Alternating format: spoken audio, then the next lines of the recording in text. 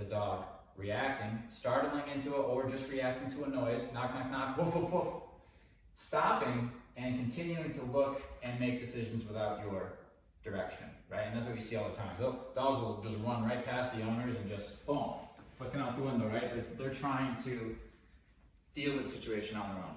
They're trying to lead that situation. What we say is, yes, you hear the situation, then look at me because I'm going to tell you what to do.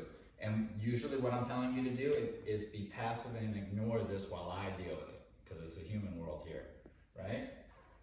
There's that black squirrel. I know. Holy crap, it's so big. It looks like a woodchuck or something. I know, it's awesome. So how do you make yourself so relevant to her? Yeah, so the way that we do this is we really set up situations where this conflict happens. So it often happens around people coming in and out of the door. This is super common. Meal time, like it's time to eat, so the dog will get pushy then. These types of moments we will create when we sit down and work with a dog. So we call this a training session. I'd say, I think I want to work on my dog's behavior for 30 minutes. So I would then do what I'm doing right now. I wouldn't wait for the real thing, like somebody knocked on the door, now I'm going to train my dog. That's not good. You want to have your dog already trained for when somebody comes and knocks on the door. And if they're not already trained and you're not ready to work on it, they shouldn't even be out, right? Because then you get an experience where the dog misbehaves and gets away with it, which does not add up in your favor later on down the road. So we set up situations. Some dogs, it's as simple as going, and they'll bark. They don't even know that. It doesn't even matter if somebody's on the other side. I mean, it's glass, you can see nobody's on the other side, but they still bark, and that's it. So it's like, you hear this, rough correction. That's how you become relevant, right? Boom, boom, boom. The pack hears something that they perceive as an intruder. They bark, and then another pack member comes in and says, "Don't do that," with a correction, usually a bite, right, or something.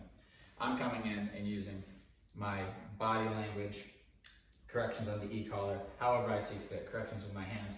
I'm getting the point across, and the dog realizes the pattern. Knock, knock, knock. I bark. This guy didn't like it. He corrected me. Okay? Very basic conversation. So then a couple reps down the road, knock, knock, knock.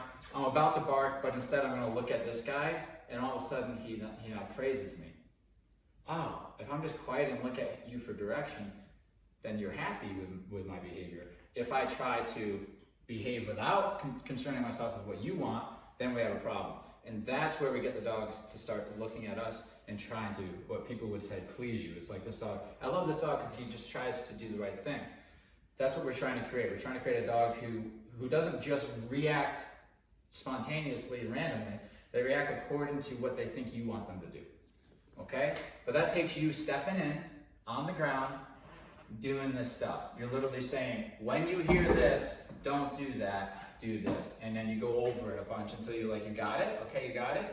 We'll check on it tomorrow to make sure you got it. And then I'm going to give you a bunch of tests where I'm randomly going to have, the neighbor come over and work with me. And it's all set up. And we get the dogs so they know what to do. They understand the consequences. They respect these rules. Then we don't have to do that anymore. Then we can just live with them and correct them if they make a mistake. But that's how we become relevant. We step up in the environment. We say, hey, we're in control of the situations, especially the big ones, eating, guests coming and going.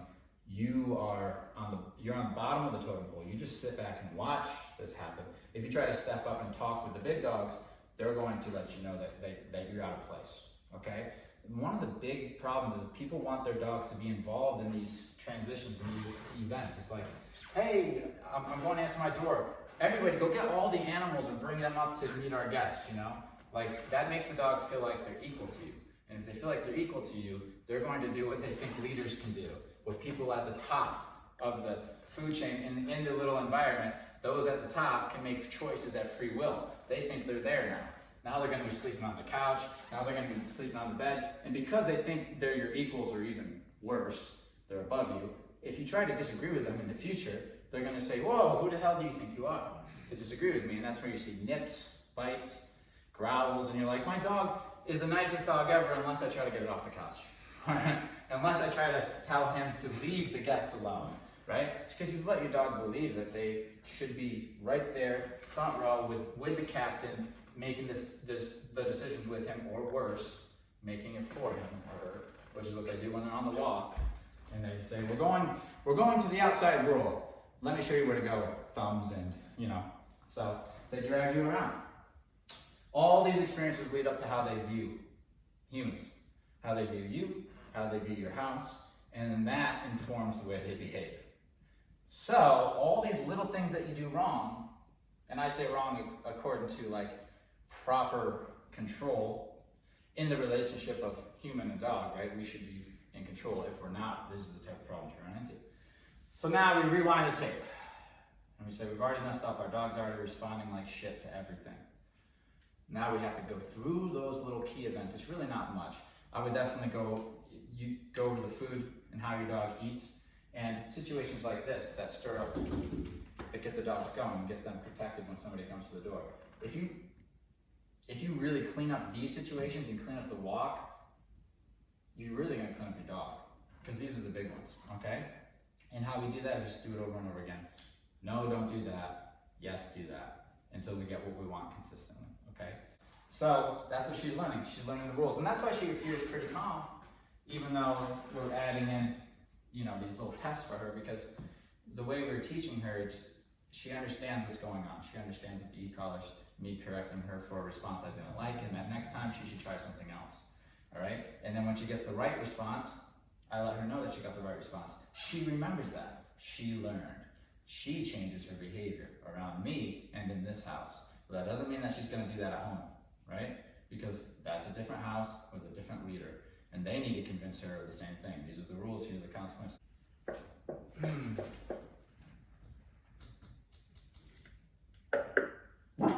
Now, okay, now stop it. Okay, here's an example.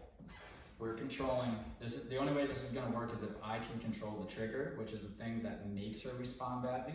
And I can control the outcome, meaning I can give the proper punishment if needed, or the proper reward if needed, to encourage something, to encourage a behavior, or to decrease a behavior, right?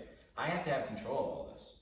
If I don't, then I can't properly give her an experience to alter her behavior. I just can't, right? So I say, boom, go, trigger. Watch her response. She barked, correction. Now we're gonna do it again. If she doesn't bark, she's not going to get a correction. She's going to get a reward, or at least it's going to be marked, and to allow her to know that that is what I approve of. Okay? So go ahead. There I am in control of the trigger. It's as simple as going, right? It can't be something that you don't have control of. Go ahead.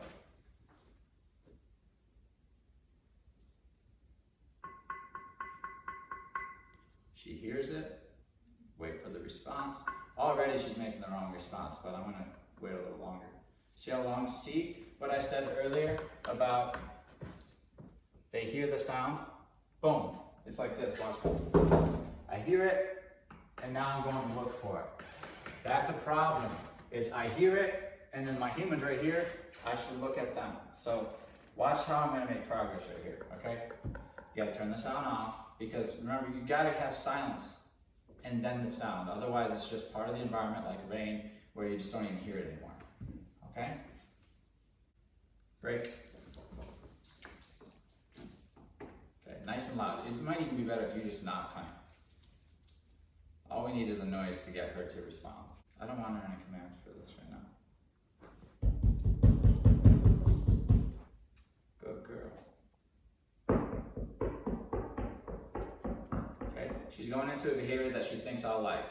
That's what that down is. She looked at me first. She's not giving me a terrible amount of focus, but I haven't asked her to either. So what happened there? See, these are the moments, like you gotta break it down. The dog's free. She's released from command. So she's not in a command, there's no stipulation on her. She hears the noise. She turns around, she looks at me, she gives me a couple looks, she looks back at the noise. She chooses a behavior that I've asked her to do in the past when she hears that noise.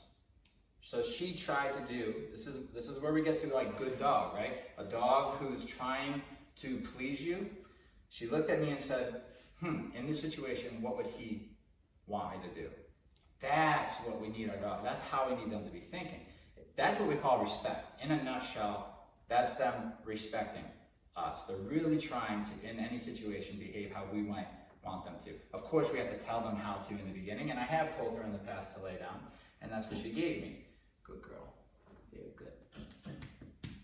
And so now we keep doing these situations, different types of situations, but we set her up in these situations where she's not sure, she wants to react, and if she does, I correct and then direct. Tell her what to do instead.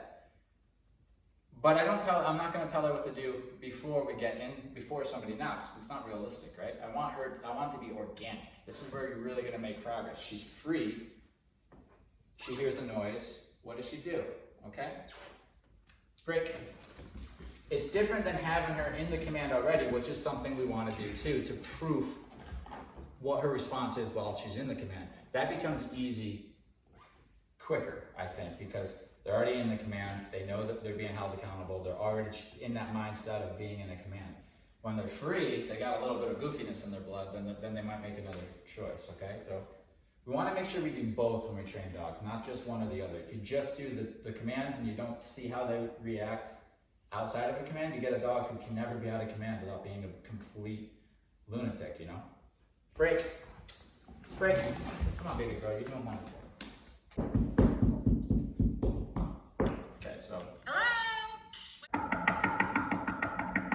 Okay, so right there, that's another little micro moment that I'm only stopping. I wouldn't stop like this if I was with her alone. I'm trying to let you see that little moment.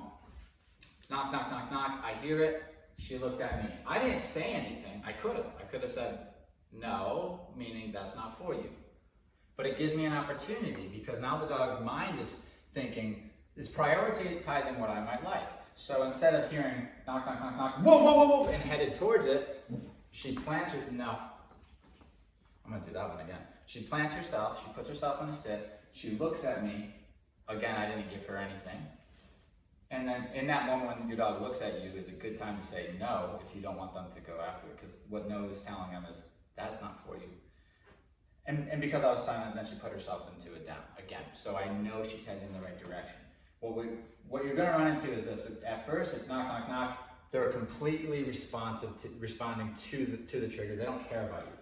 Slowly you get them wanting, not slowly actually, quite quickly, but after a few reps, you get them fighting which one to pay attention to, you or the trigger. They hear the dog barking, so they're doing a lot of this.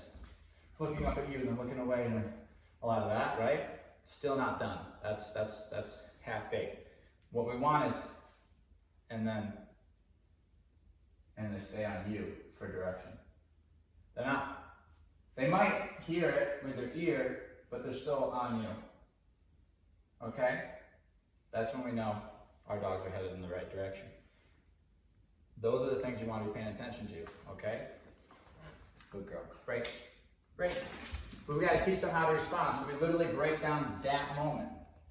And we do it over and over again. And we don't just do it at the door. We do it on the walk. We do it for every command, and we put them in all sorts of common situations to teach them how to behave. Okay? So,